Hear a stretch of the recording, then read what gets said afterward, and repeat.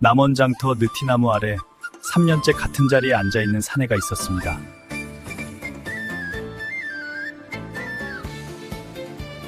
말하는 앵무새, 사람 말을 하는 앵무새 팝니다. 정말 사람 말을 한다고? 그럼요. 이 새는 사람 말을 따라하는 재주가 있습니다. 자, 한마디 해봐라. 손님들이 기다리신다. 복만은 매일 밤 사람들 눈을 피해 산길을 폐가로 갔습니다.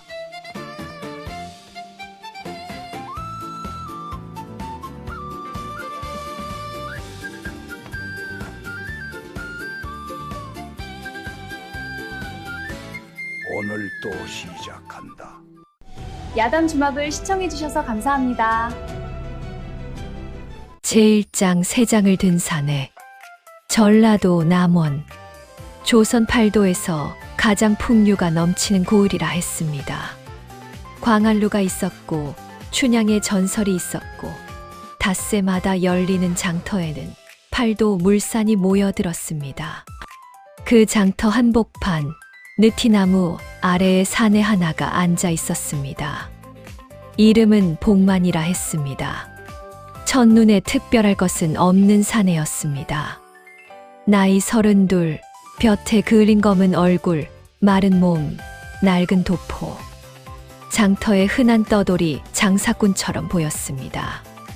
다만 한 가지, 이 사내의 눈만은 달랐습니다. 장터를 훑은 눈이 장사꾼의 눈이 아니었습니다. 물건을 보는 눈이 아니라 사람을 읽는 눈이었습니다. 누가 누구와 말하는지, 관아 쪽에서 누가 나오는지, 향청 서리가 어느 가게에 들르는지 그것을 보는 눈이었습니다. 그런데 사람들은 그의 눈을 보지 않았습니다.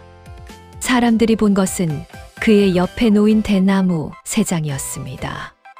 3장 안에는 앵무새 한 마리가 있었습니다. 중국 광저우에서 건너왔다는 녹색 앵무새.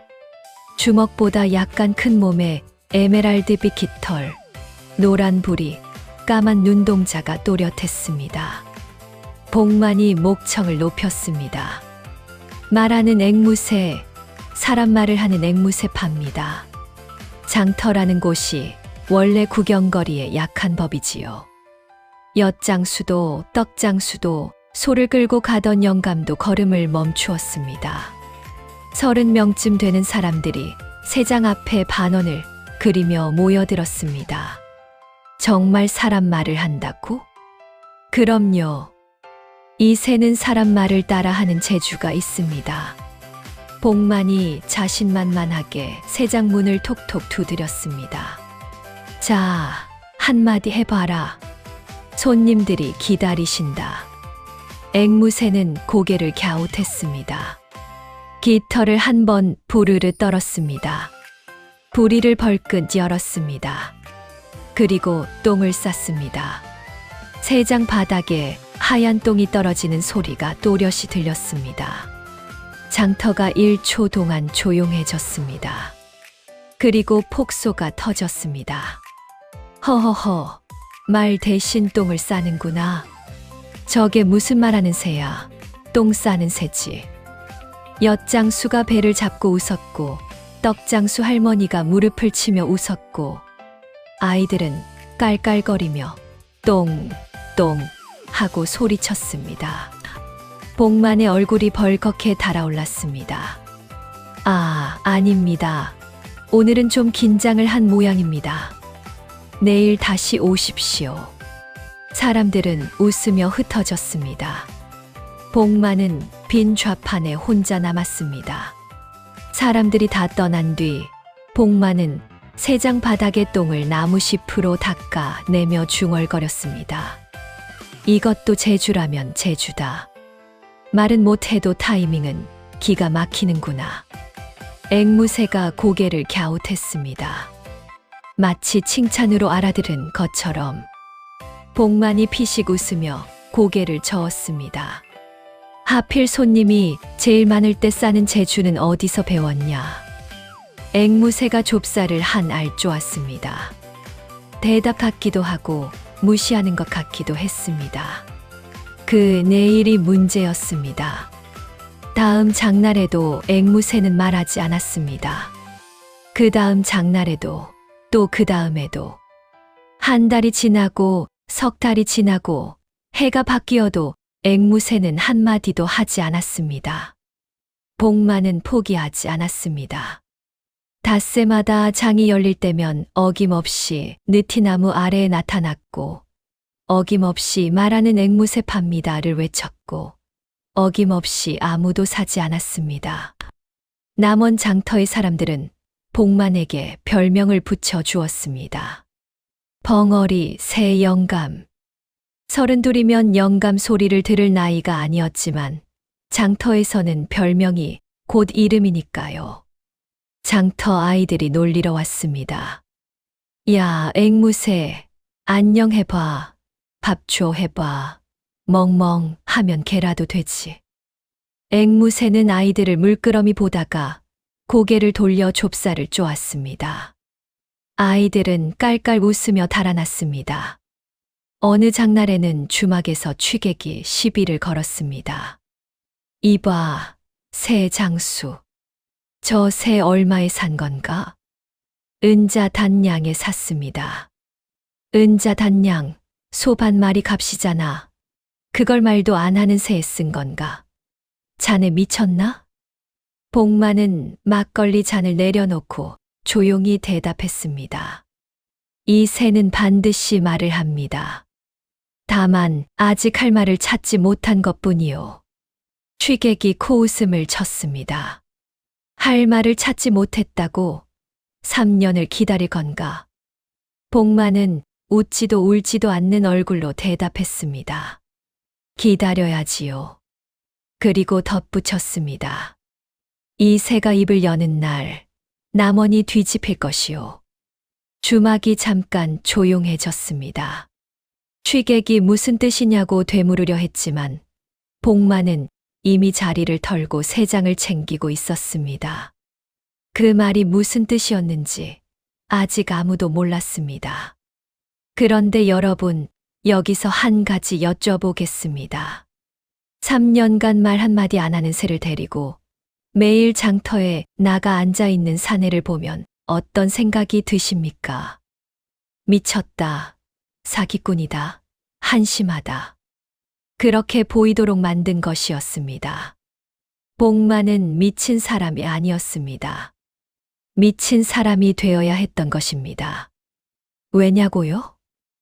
미친 사람은 아무도 감시하지 않으니까요. 제2장 아버지의 무덤. 이야기를 이해하려면 3년 전으로 돌아가야 합니다. 복만의 본명은 이복만이었습니다. 남원현 아전의 아들이었지요. 아버지 이수겸은 남원현 호방 호적과 세곡을 담당하는 아전이었습니다.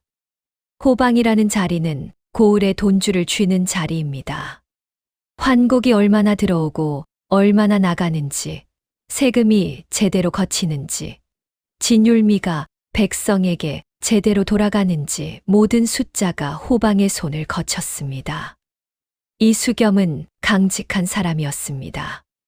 30년간 호방으로 일하며 한 푼도 빼돌리지 않았습니다. 그래서 가난했습니다. 아전의 아들 복만은 어릴 때부터 아버지가 밤늦게까지 장부를 대조하는 모습을 보며 자랐습니다. 아버지, 왜 이렇게까지 하십니까? 숫자가 맞아야 백성이 편하다.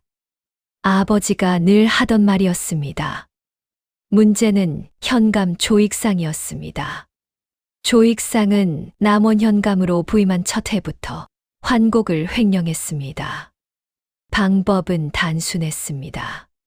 환곡 2300석을 백성에게 나누어 주되 장부에는 2300석을 전부 풀었다고 적고 실제로는 1500석만 풀었습니다.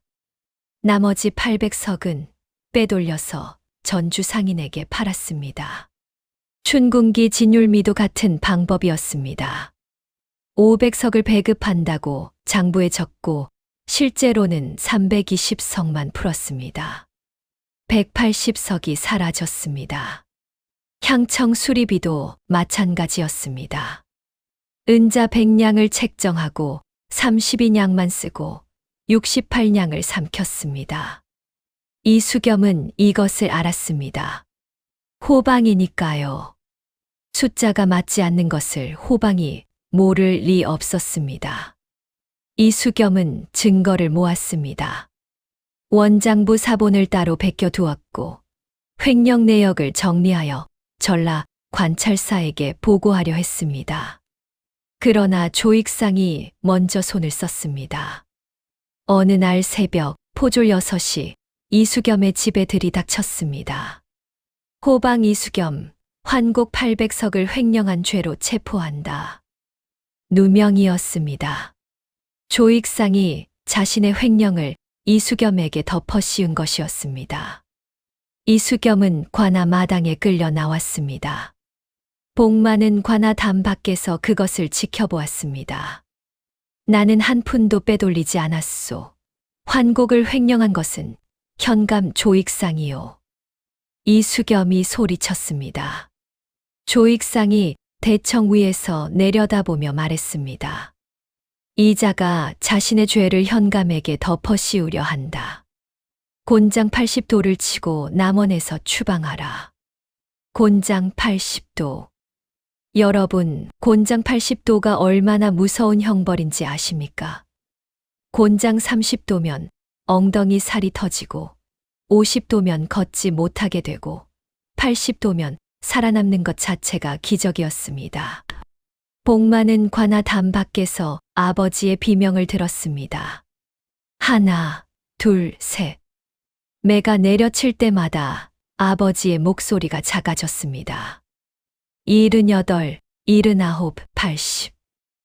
마지막 매가 떨어졌을 때 이수겸은 이미 의식을 잃은 뒤였습니다. 이수겸은 들것에 실려 남원에서 쫓겨났습니다. 복만이 아버지를 업고 인근 마을로 갔습니다. 그러나 곤장의 후유증은 깊었습니다.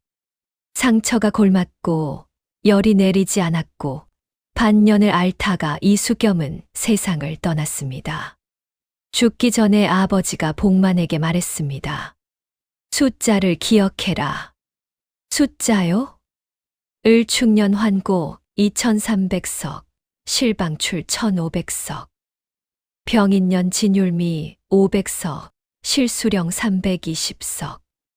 정묘년 향청 수리비 은자 100냥, 실사용 32냥. 아버지의 목소리는 희미했지만 숫자만은 또렷했습니다. 이 숫자가 증거다. 잊지 마라. 복만은 아버지의 손을 잡고 대답했습니다. 잊지 않겠습니다. 그날 밤 이수겸은 눈을 감았습니다. 복만은 아버지의 무덤 앞에서 3일을 앉아 있었습니다. 울지 않았습니다. 이를 갈지도 않았습니다. 다만 아버지가 남긴 숫자를 되뇌었습니다. 을축년 환고 2300석, 실방출 1500석. 그리고 생각했습니다. 복수를 하고 싶었습니다. 조익상의 목을 비틀고 싶었습니다. 그러나 29살 아전의 아들에게 현감을 상대할 힘은 없었습니다. 직접 관찰사에게 가면 아버지처럼 당할 것이었습니다. 조익상은 관찰사 밑의 아전들에게도 뇌물을 먹이고 있었으니까요. 힘으로 안 되면 머리로 해야 했습니다. 복만에게는 3가지 문제가 있었습니다. 첫째, 증거가 없었습니다. 아버지가 모아두었던 장부 사본은 집이 뒤집어지는 통에 모두 빼앗겼습니다. 둘째, 증거를 넘길 곳이 없었습니다. 관찰사에게 직접 올리면 조익상이 먼저 손을 쓸 것이었습니다. 셋째, 시간이 필요했습니다. 증거를 다시 모으려면 남원에 머물러야 했는데 아전의 아들이 남원에 있으면 조익상이 경계할 것이었습니다. 3가지 문제를 동시에 해결할 방법은 하나뿐이었습니다. 미친 사람이 되는 것. 제3장 엿장수의 이중바다. 복만은 먼저 중국 상인에게서 앵무새를 샀습니다. 광저우산 녹색 앵무새, 은자 단양, 소 반 마리 값이었습니다. 아버지가 남긴 전 재산을 털어 산 것이었습니다. 그리고 남원 장터로 돌아왔습니다. 말하는 앵무새 팝니다. 3년의 위장이 시작되었습니다. 그런데 복만 혼자서는 이 일을 해낼 수 없었습니다. 증거를 모으려면 관아의 장부에 접근해야 했고, 장부에 접근하려면 관아 안에 협력자가 필요했습니다. 복만은 아버지의 옛 인맥을 더듬었습니다. 첫 번째 조력자는 엿장수 감돌이었습니다. 감돌이는 남원 장터에서 30년째 엿을 파는 사내였습니다. 장터 토박이 사람 좋기로 유명한 엿장수. 그런데 이 사내에게는 남들이 모르는 사연이 하나 있었습니다. 10년 전 감돌이의 아들이 크게 아팠습니다.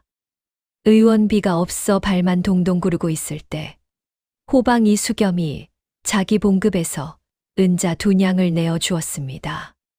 아이가 먼저요. 이수겸이 한 말은 그것뿐이었습니다. 감돌이의 아들은 살았고 감돌이는 그 은혜를 평생 잊지 않았습니다. 복만이 어느 밤 감돌이의 엿가게 뒷방을 찾았습니다. 감돌이 형, 복만이냐? 내가 왜 여기에? 형, 부탁이 있습니다. 복만이 사정을 설명했습니다. 감돌이는 한참 듣더니 막걸리를 한 사발 벌컥 마시고 말했습니다. 내 아버지 은혜를 갚을 때가 왔구나.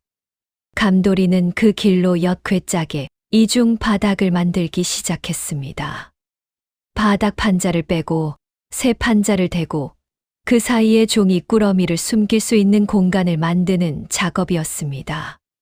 한밤중에 촛불 하나 켜놓고 톱질을 하고 대패질을 하고 못을 박았습니다. 그런데 작업 중에 감돌이가 괴짝을 뒤집다가 뚜껑이 열리면서 안에 있던 엿덩어리가 바닥에 쏟아졌습니다. 조청에 버무린 엿이 마루 위에 퍼지며 끈적끈적하게 달라붙었습니다. 감돌이가 엿을 주우며 투덜거렸습니다. 아이고 장부보다 엿이 아깝다. 이 엿이 내일 팔 거란 말이야. 복만이 미안한 얼굴로 도우려 했습니다. 형, 제가 치우겠습니다. 손 대지 마라. 내 손으로 치우면 엿에 먼지가 묻는다. 먼지 묻은 엿은 못 판다. 감돌이가 정성스럽게 엿을 하나하나 주워 담으며 한숨을 쉬었습니다. 30년 엿 장사에 이런 일은 처음이다. 장부 숨기려다 엿을 버리게 생겼으니. 그리고 다시 괴짝을 잡으며 말했습니다. 그래도 내 아버지 은혜를 생각하면 엿이 10괴짝도 쏟을 수 있다. 자, 다시 하자. 복만이 고개를 숙였습니다. 이중 바닥이 완성되었을 때 감돌이가 괴짝을 두드리며 말했습니다. 겉보기에는 그냥 엿 괴짝이다. 아무도 엿 괴짝을 뒤지지는 않을 것이네. 뒤진다 해도 나오는 건 엿뿐이고. 복만이 감돌이의 손을 잡았습니다. 형, 고맙습니다.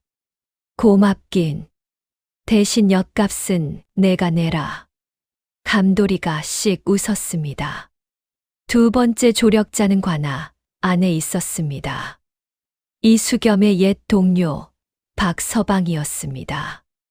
호방 밑에서 서기로 일하던 사람인데 이수겸이 쫓겨난 뒤에도 관아에 남아 있었습니다.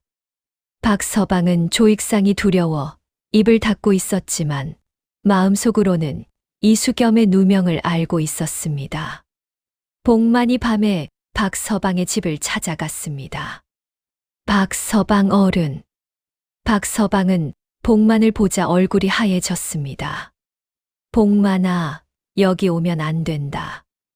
내가 남원에 있다는 것을 조익상이 알면. 알고 있습니다.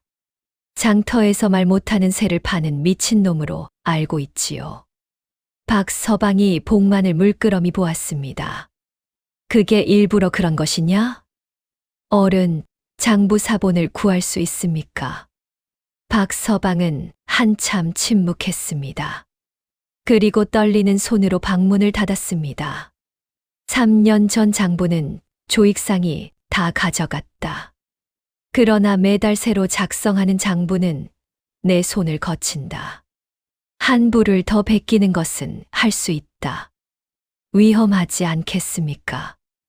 박서방이 쓸쓸히 웃었습니다. 이수겸 형님이 곤장을 맞을 때 나는 관아 안에서 고개를 숙이고 있었다. 3년간 그것이 부끄러웠다. 그날부터 박서방은 매달 장부 사본을 하나씩 빼돌려 복만에게 전해주었습니다. 복만은 그것을 감돌이의 엿 괴짝 이중 바닥에 넣었습니다. 세 번째 조력자는 예상 밖의 인물이었습니다. 광안루의 기생 월선이었습니다. 월선은 관아의 잔치마다 불려가는 기생이었습니다. 조익상이 술자리를 벌일 때면 가야금을 타고 조익상과 아전들의 대화를 곁에서 들었습니다. 기생이란 존재는 그런 자리에서 투명인간이나 다름없었습니다. 관리들은 기생 앞에서 비밀을 숨기지 않았습니다. 어차피 기생이 무슨 말을 하겠나 싶었으니까요. 그런데 월선은 이수겸의 조카딸이었습니다. 집안이 풍비박산 나면서 기생이 된 것이었습니다. 복만과는 사촌 사이였지요. 오라버니, 월선이 복만을 만난 것은 광안루 뒷골목이었습니다. 월선아, 조익상이 잔치에서 무슨 말을 하는지 기억할 수 있겠느냐? 기억이 아니라 적을 수 있습니다.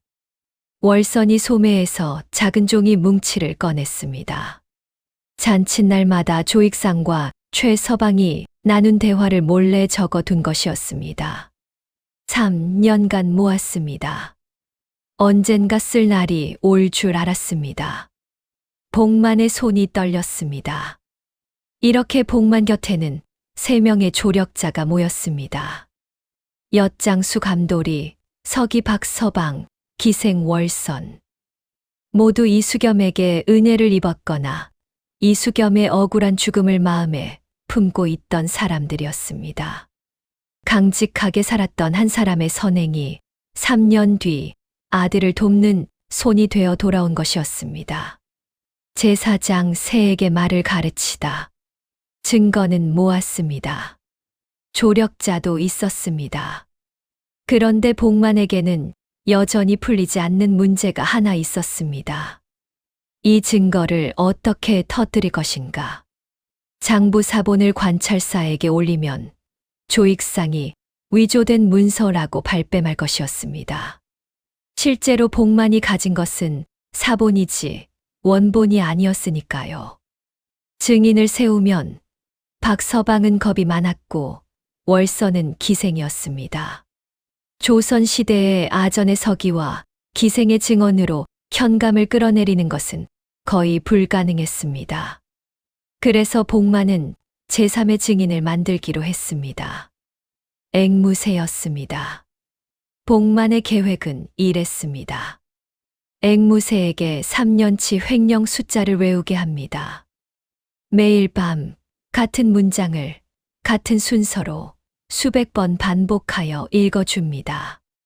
앵무새는 사람 말을 따라 하는 습성이 있으니 충분히 반복하면 그 숫자를 말하게 될 것입니다. 그리고 때가 되면 앵무새가 그 숫자를 공개적으로 말하게 합니다. 왜 앵무새였을까요? 앵무새는 위조할 수 없는 증인이기 때문입니다. 사람은 뇌물을 받을 수 있고 문서는 조작할 수 있지만 새에게 뇌물을 줄 수도 협박할 수도 매수할 수도 없습니다. 새가 어떤 숫자를 말한다면 그것은 누군가가 반복해서 읽어준 숫자라는 뜻이고 그 숫자가 관아 장부와 다르다면 장부가 조작되었다는 뜻이 됩니다. 복만은 매일 밤 초가에서 앵무새와 마주 앉았습니다.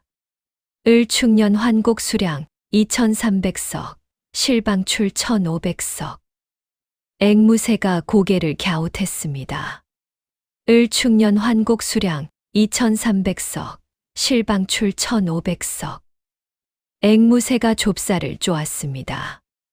을축년 환곡 수량 2300석, 실방출 1500석. 하루에 100번, 한 달이면 3000번, 1년이면 36,000번. 복만은 3년간 매일 밤 같은 문장을 같은 목소리로 읽었습니다. 첫 해에는 아무 반응도 없었습니다. 두 번째 해 겨울, 앵무새가 처음으로 이라는 소리를 냈습니다. 복만의 심장이 뛰었지만 그것이 이천의 이인지 그냥 소리인지 알 수 없었습니다. 세 번째 해봄, 앵무새가 또렷하게 말했습니다. 2300석. 복만은 그날 밤 처음으로 울었습니다. 그런데 여기서 위기가 찾아왔습니다. 조익상의 아전 최서방이 관아 창고를 정리하다가 3년 전 원장부 한 권이 사라진 것을 발견한 것입니다. 이수겸의 아들 놈, 아직 남원에 있는 게냐? 조익상의 눈이 가늘어졌습니다. 장터에서 새 장수를 하고 있다 합니다. 말 못하는 새를 팔겠다며 3년째 앉아 있습니다. 미친 놈인 줄 알았더니 미친 척을 한 것일 수도 있겠군. 감시해라. 복만의 주변에 포졸의 눈이 붙었습니다. 초가를 뒤졌지만 아무것도 나오지 않았습니다. 장부는 감돌이의 엿 괴짝 안에 있었으니까요. 그러나 상황은 점점 조여왔습니다. 복만이 밤에 드나들던 산기슭의 폐가가 발각될 뻔했고 박서방은 관아에서 눈치를 채기 시작한 것 같다며 두려움에 떨었습니다. 복만은 조급해졌습니다. 증거는 충분했지만 이것을 터뜨릴 때가 아직 오지 않았습니다. 그 때란 암행어사였습니다. 제5장 어사의 그림자. 세 번째 봄, 장터의 소문이 돌기 시작했습니다. 전라 감사께서 남원의 암행어사를 보내신다더라. 복만의 귀가 번쩍 뜨였습니다. 조익상은 태연했습니다. 이미 2번의 어사를 접대로 무마한 전력이 있었으니까요. 관아에서 성대한 잔치를 준비하라고 지시했습니다. 소 2마리, 약주 10동이, 기생 5. 상차림은 12첩 반상으로. 비용이 상당하겠습니다. 환곡에서 빼면 되지 않느냐. 늘 하던 대로 해. 복만은 관아 뒷담 밖에서 이 대화를 들었습니다. 어사를 접대하기 위해 또 환곡을 빼돌리겠다는 것이었습니다. 닷새 뒤 남원의 젊은 선비 하나가 도착했습니다. 이름은 박문수라 했습니다. 나이 30 안팎 낡은 도포의 갓을 눌러쓴 평범한 행색. 객주의 여장을 풀고 장터를 기웃거렸습니다. 박문수가 장터 구석의 주막에 들어가 밥을 시켰습니다. 주막 주인이 상을 내왔는데 밥그릇에 밥이 반도 안 차 있었습니다. 박문수가 숟가락을 들다 말고 물었습니다.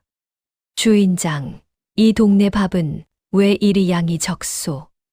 주막 주인이 어깨를 움츠리며 대답했습니다. 쌀이 모자라서요. 쌀이 모자라다니. 남원은 전라도 곡창이 아니요? 들판이 저렇게 넓은데 왜 쌀이 모자란단 말이오? 주인이 목소리를 낮추었습니다. 들판은 넓어도 백성 입에 들어오는 쌀은 해마다 줄어듭니다. 환곡이 나와야 봄을 넘기는데 올해도 받은 것이 작년보다 적었습니다. 환곡이 줄었다고? 줄었다기보다 장부에는 있는데 실제로는 없는 쌀이 있다는 소문이. 주인이 말끝을 흐렸습니다. 더 이상 말하면 안 된다는 듯이. 박문수는 밥을 한 숟갈 뜨고 씹으며 조용히 말했습니다. 장부에는 있는데 실제로는 없는 쌀이라 그거 참 신기한 쌀이로군. 주막 구석에서 이 대화를 듣고 있는 사람이 있었습니다. 복만이었습니다. 복만은 이 선비의 질문이 평범하지 않다는 것을 느꼈습니다. 밥양이 적다고 불평하는 것이 아니라 왜 적은지를 캐는 것이었습니다. 곡창 지역에서 쌀이 모자라는 이유를 짚는 것이었습니다. 복만은 며칠간 더 박문수의 행적을 살폈습니다. 관아 근처를 자주 지나갔지만 안으로 들어가지는 않았고 농민들에게 수확을 물었고 현감이 어떤 사람이냐고 넌지시 물었습니다.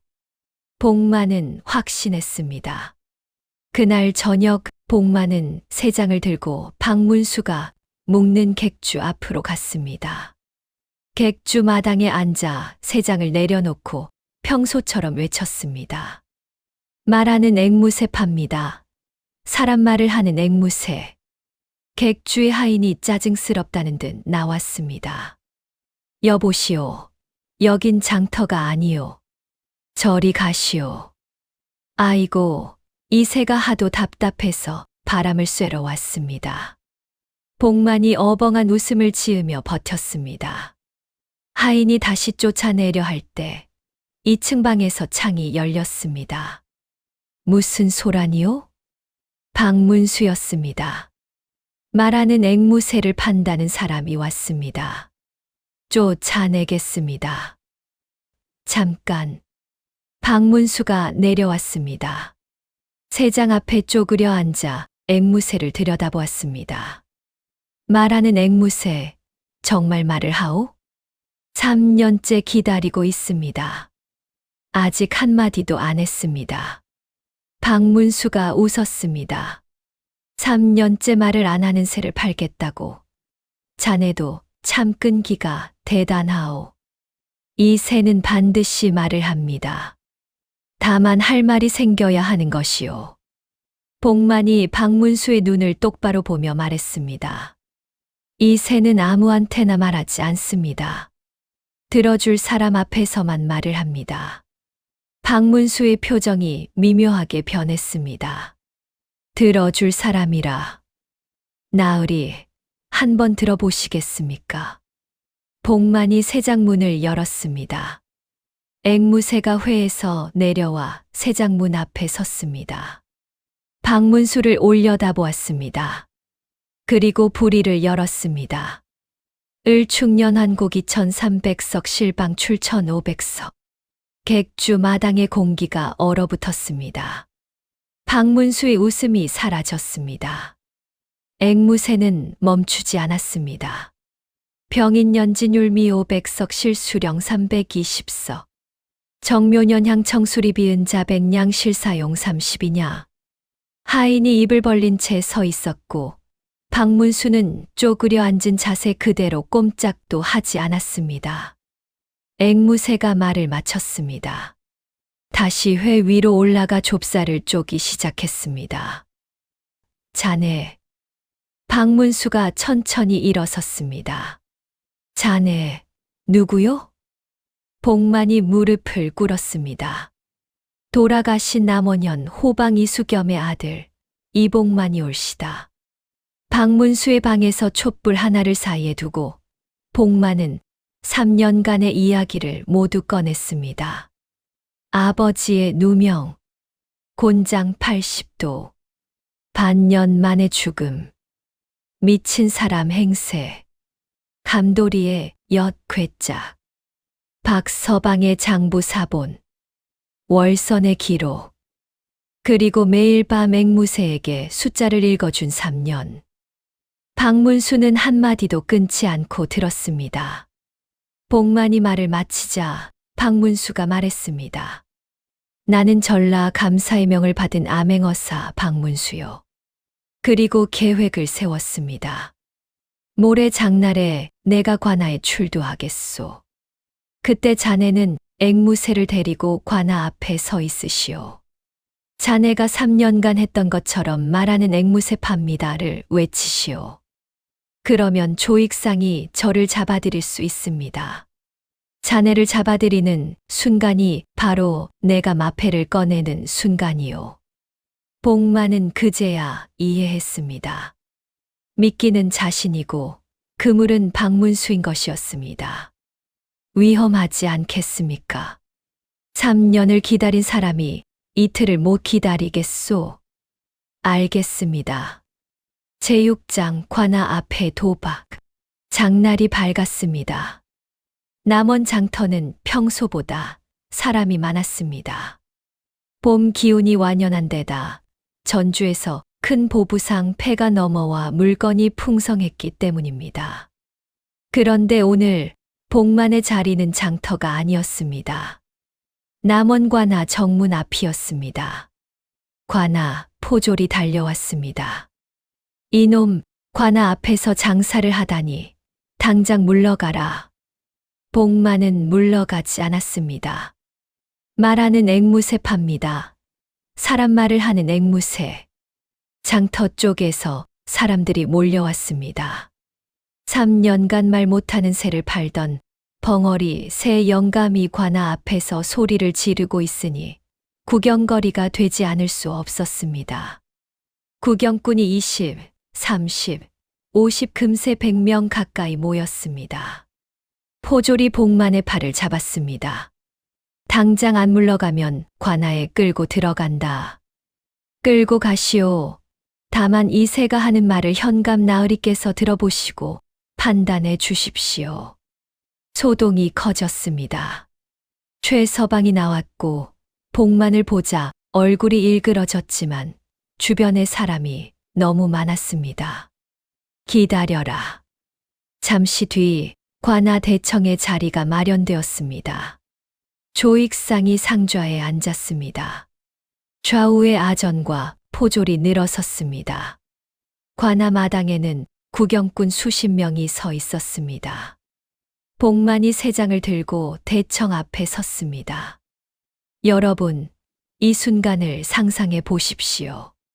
3년간 미친 사람 취급을 받았던 사내가 아버지를 죽인 원수 앞에 서 있습니다. 손에 든 것은 칼이 아니라 세 장입니다. 무기는 앵무새의 입뿐입니다. 앵무새가 말을 하면 이기고 말을 하지 않으면 복만은 끝입니다. 3년의 모든 것이 이 순간 앵무새의 불이 하나에 달려 있었습니다. 현감 나으리, 이 새가 드릴 말씀이 있사옵니다. 조익상이 콧방귀를 뀌었습니다. 3년째 말 못하는 새가 무슨 말을 한다는 것이냐. 헛소리를 하면 곤장을 면치 못할 것이다. 곤장. 아버지가 맞았던 그 곤장이었습니다. 곤장을 치시든 목을 치시든 먼저 이 새의 말을 들어주십시오. 복만이 새장문을 열었습니다. 앵무새가 회에서 내려왔습니다. 새장 밖으로 나와 대청 난간 위에 올라앉았습니다. 녹색 깃털이 봄 햇살에 반짝였습니다. 관아 마당이 쥐 죽은 듯 조용해졌습니다. 앵무새가 고개를 갸웃했습니다. 1초, 2초, 3초. 복만의 심장이 멎는 것 같았습니다. 제발, 제발 말해라. 4초. 앵무새가 부리를 벌끈 열었습니다. 깃털을 부르르 떨었습니다. 조익상이 비웃으며 입을 열려는 순간이었습니다. 을축년 환곡 수량 2300석. 조익상의 입이 닫혔습니다. 칠방출 1500석. 최서방의 다리가 떨리기 시작했습니다. 현감 보고 2300석. 마당의 구경꾼들이 웅성거렸습니다. 앵무새는 멈추지 않았습니다. 병인년 진율미 500석, 실수령 320석. 정묘년 향청 수리비 은자 100냥, 실사용 32냥. 그리고 그 사이 앵무새가 갑자기 말했습니다. 좁쌀. 마당이 일순 멈추었습니다. 구경꾼 하나가 뭐라고 하고 되물었고 옆에 있던 사람이 좁쌀이라 했다. 하자 또 옆 사람이 좁쌀이 왜 나와 하고 웅성거렸습니다. 복만이 순간 식은땀을 흘렸습니다. 3년간 좁쌀을 주며 숫자를 읽어줬더니 앵무새가 좁쌀까지 외워버린 것이었습니다. 그런데 앵무새는 아무 일도 없었다는 듯 다시 이어갔습니다. 무진년 환곡 수량 2,500석, 실방출 1,600석. 마당에서 피식 웃음이 새어 나왔습니다. 긴장 한가운데에서 터진 엉뚱한 한마디가 오히려 사람들의 귀를 더 잡아 끌었습니다. 좁쌀 덕분에 앵무새의 다음 숫자에 모든 사람이 집중하게 된 것이었습니다. 앵무새는 3년치 숫자를 전부 쏟아냈습니다. 환곡 횡령 수량, 진율미 유용 내역, 향청 수리비 착복 금액 복만이 3년간 밤마다 읽어준 모든 숫자가 관아 대청에 울려 퍼졌습니다. 조익상이 벌떡 일어섰습니다. 닥치지 못할까? 저 새를 당장 잡아라. 포졸이 앵무새를 잡으려 달려들었습니다. 앵무새가 훌쩍 날아올라 대청 기둥 위에 앉았습니다. 그리고 높은 곳에서 계속 말했습니다. 기윤년 진율미 600석, 실수령 400석. 포졸이 기둥을 올라가려 했습니다. 앵무새가 다시 날아가나 지붕 처마 위에 앉았습니다. 기윤년 향청 수리비 은자 120냥, 실사용 40냐. 저놈을 잡아라. 이 복만을 잡아라. 포졸 둘이 복만에게 달려들었습니다. 복만의 팔을 비틀어 잡고 무릎을 꿇렸습니다. 바로 그때였습니다. 멈추시오.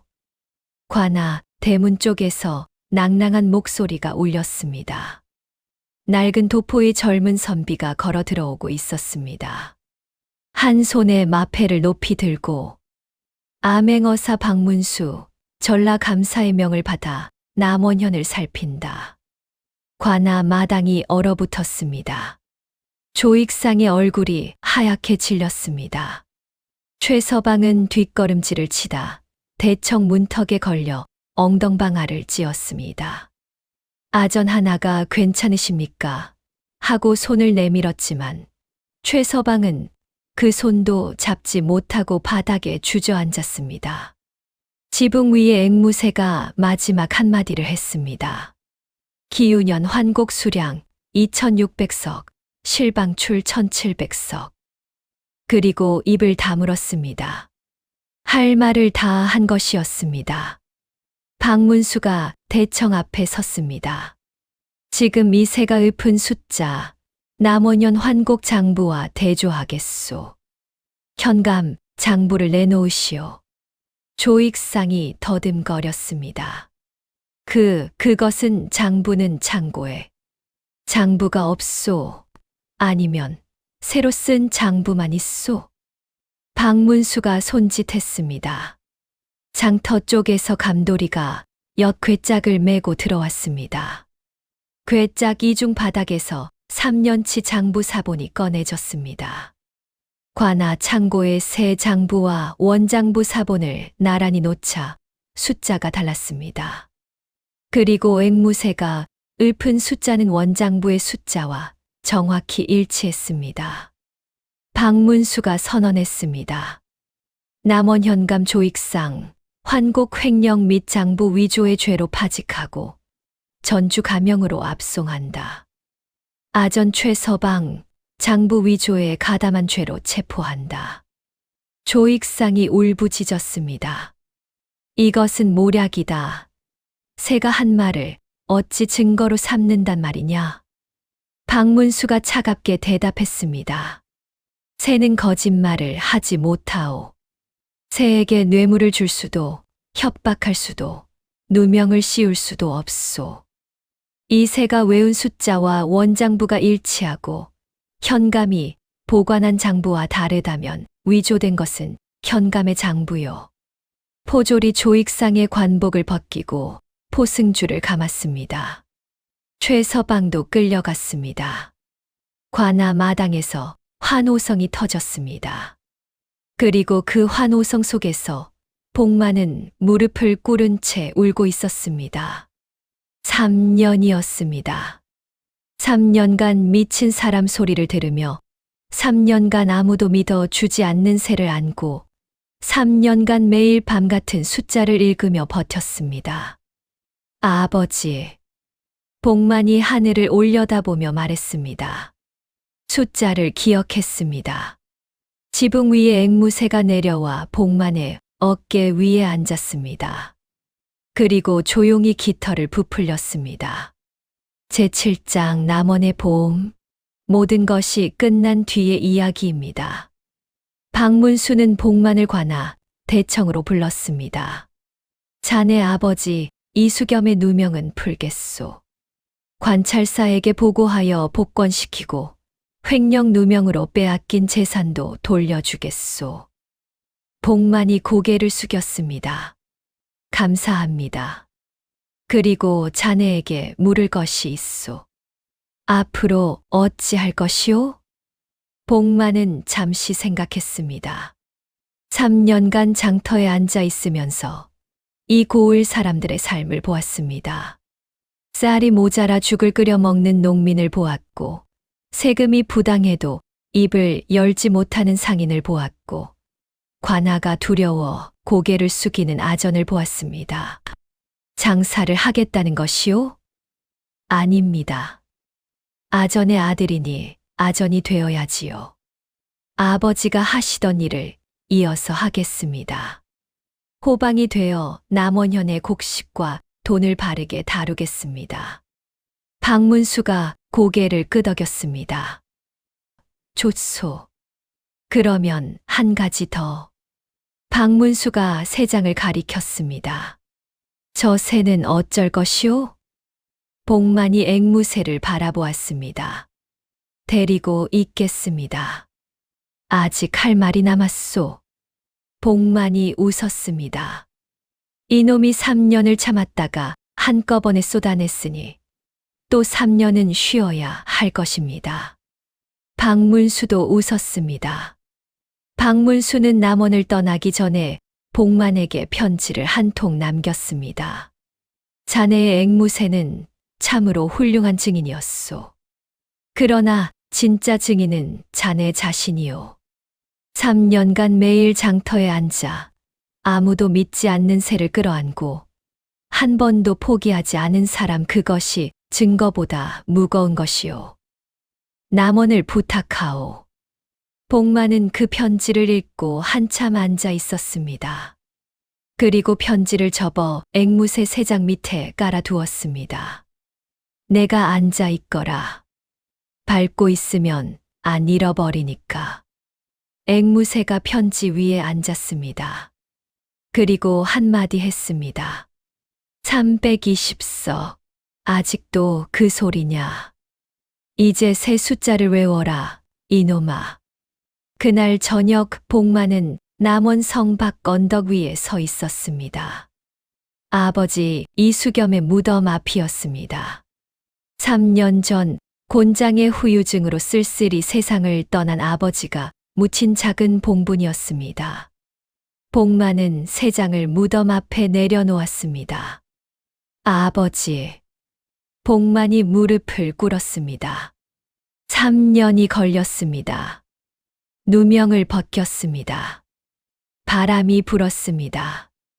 무덤 뒤의 소나무가 흔들렸습니다. 아버지가 말씀하셨지요. 숫자가 맞아야 백성이 편하다고.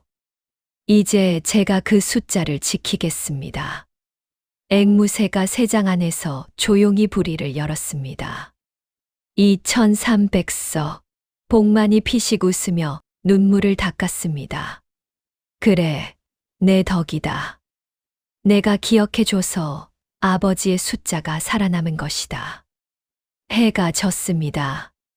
남원의 하늘이 붉게 물들었고 복만은 한참을 그 자리에 앉아 있었습니다. 그로부터 다시 3년이 흘렀습니다. 복만은 호방이 되었습니다. 남원현의 장부를 다루는 자리에 아버지의 아들이 앉은 것이었습니다. 복만의 집무실에는 앵무새가 있었습니다. 소문이 돌았습니다. 새 호박 나으리 방에 앵무새가 있는데 그 새가 장부를 읽는다더라. 호방이 장부를 소리내어 읽으면 새가 따라 외운다네. 그래서 아무도 장부를 고칠 수가 없다지. 살아있는 장부 복사 보니 새 안에 들어있단 말이야? 사실이 반, 과장이 반이었습니다. 그러나 중요한 것은 사람들이 그렇게 믿는다는 것이었습니다. 누군가 장부를 위조하려 해도 앵무새가 원래 숫자를 기억하고 있다는 소문이 억제력이 되었습니다. 실제로 새 현감이 부임한 뒤 남원현의 환곡 횡령은 완전히 사라졌습니다. 월서는 기적에서 풀려나 남원의 작은 주막을 열었습니다. 박서방은 용기를 얻어 관아에서 당당히 일했습니다. 어느 장날 복만이 장터 느티나무 아래에 앉아 있었습니다. 관복 대신 평복을 입고 새장을 옆에 놓고 장터 사람들과 이야기를 나누고 있었습니다. 감돌이가 엿을 팔다가 복만에게 다가왔습니다. 그 옆에는 감돌이의 아들 10살짜리 녀석이 붙어 있었습니다. 아이가 앵무새 새장을 뚫어지게 쳐다보더니 감돌이의 옷자락을 잡아당겼습니다. 아버지, 나도 앵무새 사주세요. 감돌이가 펄쩍 뛰었습니다. 안 돼. 왜요? 3년 동안 입 안 여는 새가 올 수도 있어. 아버지는 앵무새 때문에 엿을 한 괴짝 쏟은 사람이다. 새는 안 돼. 아이가 울상을 지었습니다. 그럼 엿이라도 하나 더 주세요. 엿도 안 돼. 이 녀석이. 복만이 웃으며 새장 안의 앵무새를 가리켰습니다. 이 새는 세상에 한 마리뿐이란다. 3년을 기다려야 한마디 하는 새는 돈으로 살 수가 없지. 아이가 눈을 크게 떴습니다. 3년이나요? 그동안 뭐 해요? 기다리는 거지. 기다리기만 해요? 복만이 아이의 머리를 쓰다듬었습니다. 기다리면서 듣는 것이란다. 이 새는 세상의 소리를 듣고 할 말이 생기면 말하는 새니까. 아이가 고개를 갸웃하며 새장의 얼굴을 바짝 대었습니다. 앵무새야, 내 이름이 뭐야? 앵무새가 아이를 물끄러미 보더니 부리를 열었습니다. 2300석. 아이가 깜짝 놀랐습니다. 2300석이 뭐예요? 복만이 웃으며 대답했습니다. 옛날에 나쁜 사람이 훔친 쌀이란다. 많다. 그래, 많지. 그래서 이 새가 기억하고 있는 것이란다. 잊으면 안 되니까. 아이가 다시 물었습니다. 새가 기억하면 나쁜 사람 못 도망가요? 복만이 장터를 둘러보았습니다. 사람들이 물건을 사고 팔고 아이들이 뛰어다니고 해가 느티나무 사이로 비치고 있었습니다. 새가 기억하고 사람이 듣고 그래서 세상이 조금 나아지는 것이란다. 감돌이가 아들의 손을 잡아 끌며 말했습니다. 자, 가자. 엿 팔아야지.